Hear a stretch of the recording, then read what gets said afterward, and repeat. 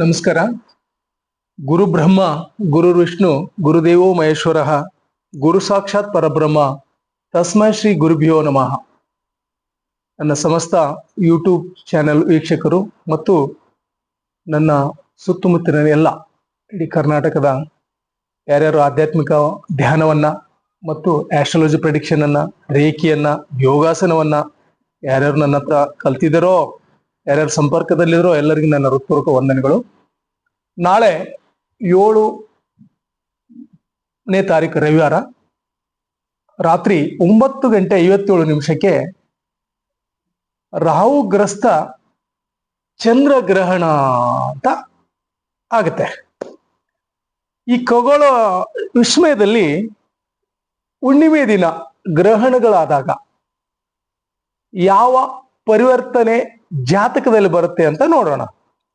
ಈ ಒಂದು ರವಿವಾರ ದಿನ ಬಂದಂತ ಹುಣ್ಣಿಮೆಯ ಖಗ್ರ ಚಂದ್ರ ಗ್ರಹಣ ಇದೆಯಲ್ಲ, ಇದು ಸಾಧಕರಿಗೆ ಅದ್ಭುತವಾದ ಸಮಯ. ಅದು ಎಸ್ಪೆಷಲಿ ಮಂತ್ರ ಸಿದ್ಧಿ ಮಾಡ್ಕೊಳ್ಳೋರ್ಗೆ ಮತ್ತು ಜಾತಕದಲ್ಲಿ ರಾಹು ಮತ್ತು ಶನಿ ಇದ್ದವರು ತಪ್ಪದೆ ಇದನ್ನ ಮಾಡಿದ್ರೆ ಪಾಸಿಟಿವ್ನೆಸ್ ಹೆಚ್ಚಾಗುತ್ತೆ. ಈ ಯೂನಿವರ್ಸ್ ನಮ್ಗೆ ಹೆಚ್ಚು ಪಾಸಿಟಿವ್ನೆಸ್ ಕ್ರಿಯೇಟ್ ಮಾಡ್ಲಿಕ್ಕೆ ಎನರ್ಜಿಯನ್ನ ನಾವು ಬೂಸ್ಟ್ ರೆಡಿ ಮಾಡ್ಕೋಬೇಕು. ನೆಗೆಟಿವ್ ವೇವ್ಸ್ ನಿಂದ, ನೆಗೆಟಿವ್ ವಾತಾವರಣದಿಂದ ಸ್ವಲ್ಪ ಹಿನ್ನಡೆ ಆಗಿರೋದ್ರಿಂದ ನೀವು ಈ ಒಂದು ರಾಶಿಯವರು ಹೇಳ್ತಾ ಹೋಗ್ತೀನಿ ನಾನು ಯಾವ ರಾಶಿಯವರು ಇದನ್ನ ಹೆಚ್ಚು ಮಾಡ್ಕೋಬೇಕು, ಇದರ ಫಲಾಫಲ ಹೇಗಿರುತ್ತೆ ಅಂತ. ಸೊ ಎಸ್ಪೆಷಲಿ ಕಾಯಿಲೆಗಳಿಂದ ಬೇಗ ಗುಣಮುಖ ಆಗ್ಬೇಕಂದ್ರೆ ಧ್ಯಾನ ಸಾಧನೆಗೆ ಹೋಗಿ. Meditation is beautiful process. ಅದು ಎಸ್ಪೆಷಲಿ ಗ್ರಹಣ ಆದಾಗ ನೀವೇನ್ ಅನ್ಕೋತೀರ ಅದಾಗ್ಲಿಕ್ಕೆ ಸಾಧ್ಯ ಇದೆ. ಬಹಳಷ್ಟು ನಾನು ಡಿಪ್ರೆಷನ್ ಪೇಷಂಟ್ ಅಲ್ಲಿ ನೋಡಿದೀನಲ್ವಾ, ಅವರೆಲ್ಲರೂ 100% ಪ್ಯೂರ್ ಆಗಿದ್ದಾರೆ. ಯಾಕೆಂದ್ರೆ ಅದು ಅಷ್ಟು ಅರ್ಥಗರ್ಭಿತವಾದ ಸಮಯ. ಅದು ಎಸ್ಪೆಷಲಿ ರಾತ್ರಿ 9:57 ಸ್ಟಾರ್ಟ್ ಆಗಿದ್ದು, ಮಧ್ಯಕಾಲ 11:42 ಆಗಿರುತ್ತೆ ಮತ್ತು ಮೋಕ್ಷ ಕಾಲ 1:27 ಆಗಿರುತ್ತೆ. ಈಗ ನೀವು ಧ್ಯಾನ ಸಾಧನೆ ಮತ್ತು ಮಂತ್ರ ಜಪ ಮಾಡುವವರು ರಾತ್ರಿ 10 ಗಂಟೆಯಿಂದ ಬೆಳಗ ಮುಂಜಾನೆ ಆಗುತ್ತೆ, ಮಧ್ಯ ರಾತ್ರಿ 1 ಗಂಟೆವರೆಗೆ ಧ್ಯಾನಕ್ಕೆ ಕೂತ್ಕೊಂಡ್ಬಿಡಿ. ಅಥವಾ ನಾನು ಮಂತ್ರ ಜಪ ಮಾಡ್ತೀನಿ ಅಂದ್ರೆ, ಅದು ಮಂತ್ರ ಜಪ ಅಂದ್ರೆ ಹೇಗಿರ್ಬೇಕು ಅಂದ್ರೆ, ಒಂದು ಜಪಮಾಲೆಯನ್ನು ತೆಗೆದುಕೊಳ್ಳಿ. ಈ ತರ ಜಪಮಾಲೆ ಯಾವಾಗ್ಲೂ ಈ ತರ ಇಟ್ಕೊಂಡು ಹಿಮ್ಮುಖವಾಗಿ, ಮತ್ತೆ ಈ ಬೆರಳಿನಿಂದ ಜಪಮಾಲೆ ಮಾಡಬಾರ್ದು. ಸಾಧನೆಯನ್ನ ಈ ತರ ನಿಮ್ಗೆ ಇಷ್ಟವಾದ ದೇವರನ್ನ, ನಿಮ್ಗೆ ಯಾವ ದೇವ್ರು ಇಷ್ಟನೋ ಆ ದೇವರನ್ನ ಪೂರ್ತಿಯಾಗಿ, ಈಗ ನೋಡಿ ನಾವು ಶಿವಗೋತ್ರದಲ್ಲಿರೋರು ಶಿವ ಪೂಜೆ ಮಾಡ್ತೀವಿ, ಅವಾಗ ಹೇಳಿ ಓಂ ನಮಃ ಶಿವಾಯ. ಇಲ್ಲ ನಾನು ವಿಷ್ಣು ದೇವರನ್ನ ಪೂಜೆ ಮಾಡ್ತೀನಿ, ಆರಾಧನೆ ಮಾಡ್ತೀನಿ, ಓಂ ನಮೋ ನಾರಾಯಣಾಯ. ಇಲ್ಲ ನಾನು ದೈವಿ ಆರಾಧನೆಯನ್ನು ಮಾಡ್ತೀನಿ, ದೇವಿಯನ್ನ ಪಾರಾಯಣ ಮಾಡ್ತೀನಿ ಅಂದ್ರೆ ಓಂ ಕ್ಲೀಂ ಎಂಬ ಮೂಲ ಬೀಜಾಕ್ಷರ ಮಂತ್ರವನ್ನು ಮಾತ್ರ ಈ ಗ್ರಹಣ ಕಾಲದಲ್ಲಿ ಪಠಿಸ್ಬೇಕು. ಇದು ಹೆಚ್ಚು ಶಕ್ತಿಯುತವನ್ನು ಇರುತ್ತೆ. ಬೀಜಾಕ್ಷರವನ್ನು ಯಾವಾಗಲೂ ಗ್ರಹಣ, ಸೂರ್ಯಗ್ರಹಣ ಮತ್ತು ಚಂದ್ರಗ್ರಹಣ ಬ್ಯೂಟಿಫುಲ್ ಆ ಒಂದು ಸಾಧನೆ ಮಾಡ್ಕೊಳ್ಳಿಕ್ಕೆ. ಈಗ ಏನಾಗುತ್ತೆ ಈ ಒಂದು ಗ್ರಹಣ ಕಾಲದಲ್ಲಿ ಯಾರ್ಯಾರಿಗೆ ಏನೇನಾಗುತ್ತೆ ಅಂತ ಸ್ವಲ್ಪ ನೋಡೋಣ.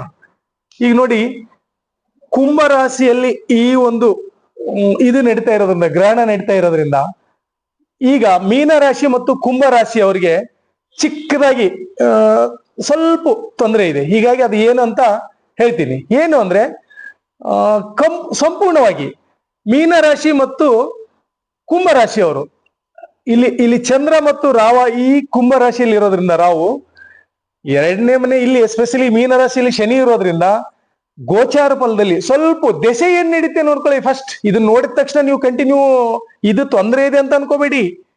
ಕುಂಭ ರಾಶಿಯವರಿಗೆ ರಾಹು ದಶೆ ಮತ್ತು ಚಂದ್ರ ದಶೆ ನಡೀತಾ ಇದ್ರೆ ಸ್ವಲ್ಪ ಅಲರ್ಟ್ ಝೋನ್ ಅಲ್ಲಿ ರೀ.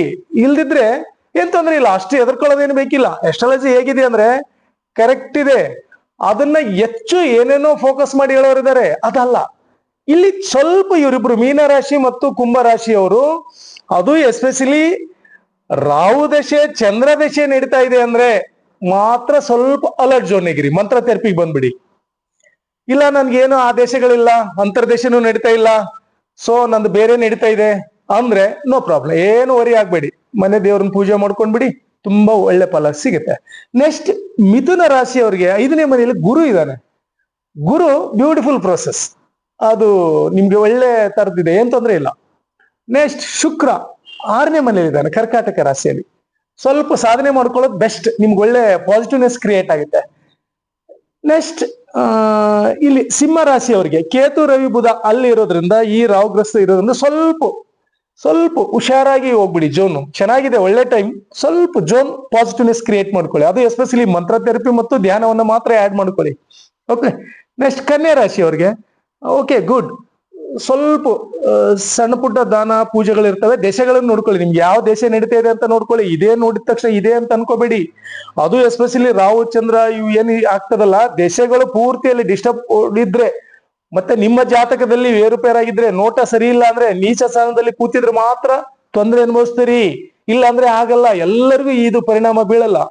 ದೆಸೆಗಳನ್ನೇ ಕರೆಕ್ಟ್ ಆಗಿ ನೋಡ್ಕೊಂಡಾಗ ಪ್ರೆಡಿಕ್ಷನ್ 100% ಪ್ಯೂರ್ ಆಗಿರುತ್ತೆ. ದೆಸೆ ನೋಡದೆ ನೀವು ಈಗಿಂದ ಎಲ್ಲರದು ನೋಡ್ಕೊಂಡ್ಬಿಟ್ರೆ ಅದು it not correct.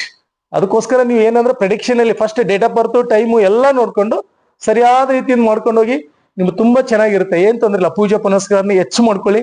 So you have to beautiful ಇದೆ. ನೆಕ್ಸ್ಟ್ ಟೈಮ್ ಒಳ್ಳೆ ಟೈಮ್ ಬರ್ತಾ ಇದೆ. ಓಕೆ, ಈ ದಿನದ ಪ್ರೆಡಿಕ್ಷನ್ ಇಷ್ಟು ಸಾಕು.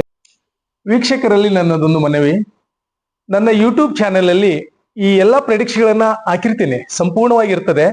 ಆ ಚಾನೆಲ್ ಅನ್ನ ಪೂರ್ತಿಯಾಗಿ ನೀವು 2 ಚಾನೆಲ್ ಇದೆ ನಮ್ದು, ಸಬ್ಸ್ಕ್ರೈಬ್ ಮಾಡಿ, ಬೆಲ್ ಬಟನ್ ಒತ್ತಿ, ಲೈಕ್ ಒತ್ತಿದ್ರೆ ಸಂಪೂರ್ಣ ನಿಮ್ಗೆಲ್ಲ ನಾನು ಏನೇನು ಅಪ್ಲೋಡ್ ಮಾಡ್ತೀನಿ ಅದೆಲ್ಲ ಬರುತ್ತೆ.